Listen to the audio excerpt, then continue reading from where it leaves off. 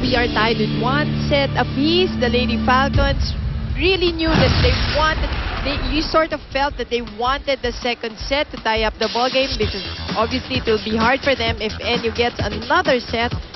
So in this second set, again, it was a closer one, but Adamson taking charge once again from the get-go, but NU just holding on and even staying close to the Lady Falcons. But in the end, the Lady Falcons with Pao Soriano and the smarts of Mayet Zapanta and of course Makatuno, so steady in giving out the sets in spite of those hard-hitting quick hits by Dindin Santiago.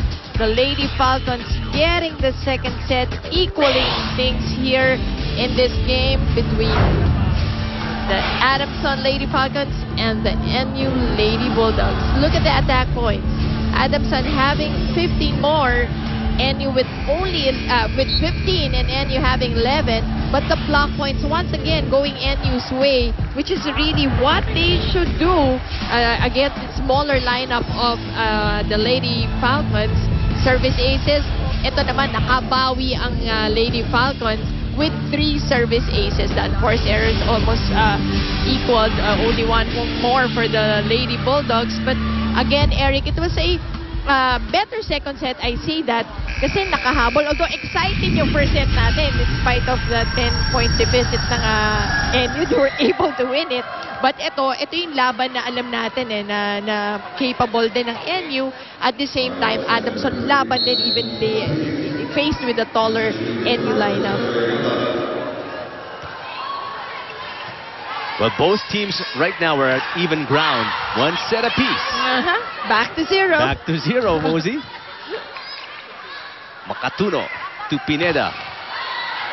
Another excellent block. Kahiyaan in front ang Adamson. That was really close to the net, although still playable. Makatuno not getting on that second ball on time. The first time in this match, NU scoring the first point of a set. Yes. Let's see if this can be a trend for them and set the tone for the kind of performance they will have. Nice defense. Was that Dadang? Yes, Dadang now inside for Coach Francis. Coach Francis trying to mix things up. At you can see, malalim din naman ang bench nitong si Coach Francis. So that's a smart way of really giving exposure to most of his players. Especially now that yun na nga, you're gearing towards the Final Four. Dindi. Nice cover by Pineda. It's still alive. Easy over para sa Adamson. Good save. Over reception leads to an easy point para sa NU. Salibad. Free ball there given to her. Halos kasi nasa taas na ng net yun, so it was easier for her just to dump it. And no respect coming from the other side, so ang dali. Kasi again, hindi rin niya masyadong ginagawa. Zapanta. Down the line. Very powerful on that down the line hit. Right over Nepomuceno to tie it up at 2-all. Set number 3. Let's listen to Apple David. Eric and Mosey, what Coach Sherwin keeps telling the Lady Falcons is that importante na ang bawat palo nyo ay maging maganda at matalino. Dahil pag di maayos ang palo, pati yung magko-cover, malilito. So, alam nyo, mukhang natuto na tong Lady Falcons dahil sa bawat timeout, paulit-ulit nilang pinapaalala sa bawat isa na huwag pabayaan yung lamang dahil ayaw na nilang maulit yung nangyari sa first set. Sabi pa ni Coach, huwag nyo nang tignan yung score at magtrabaho lang kayo sa loob ng court. Sinabihan din ni Coach si Pao Soriano na mas humingi pa ng bola at magtrabaho sa gitna. Eric and Mosey. Thank you, Apple. Well, that may have been a very traumatic experience in set number 1. Pero ang ganda because they learned their lesson. Nakita nga natin yung adjustments kanina ni Coach. Really, after yung nasa 23 na sila, he was instructing the players on what to do specifically, diba, on the last 2 points.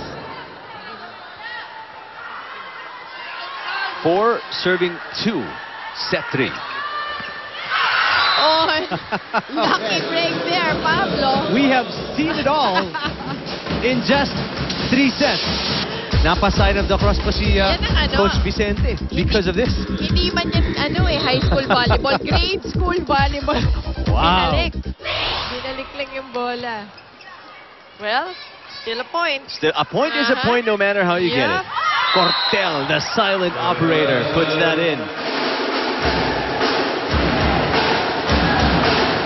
5-3. Set number 3. Well, I want to say hi pala to the 3-2 students of Miriam College High School where I had the talk this morning. Hello daw sa kanila. So, again, 3-2 students of MCH.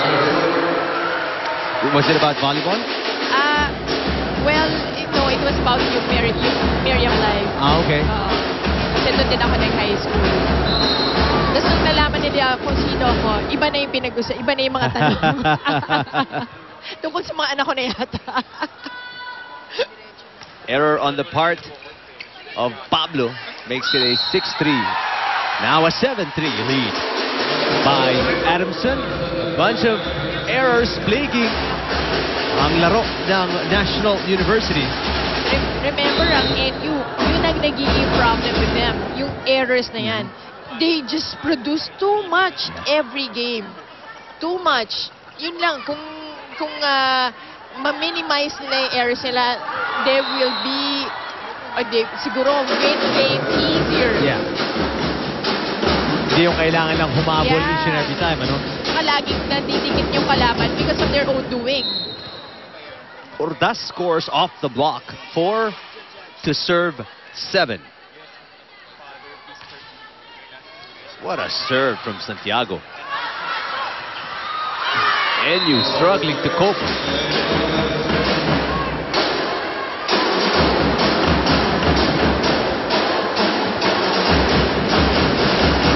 It was these serves as well that gave NU a fighting chance in set number 1.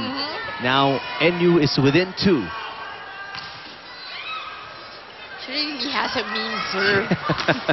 I was about to say, like, how does she, come up with stuff like that? Again, because from where the angle is coming from, diba? Kasi ang tangkad niya eh. Yeah. So yung angle ng bola, definitely. Tusok mo talaga, no? Tusok talaga. Zapanta knew what was wrong that time. No complaints whatsoever on the part of Adamson. She sent that spike straight to the net, not even touching the block. So NU is within 1.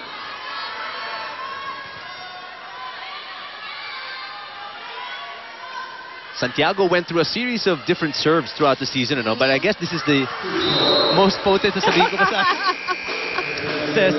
Tuna, strike 2, ha? It's, one more, you're out. That's on me. 8-6. Adamson over NU.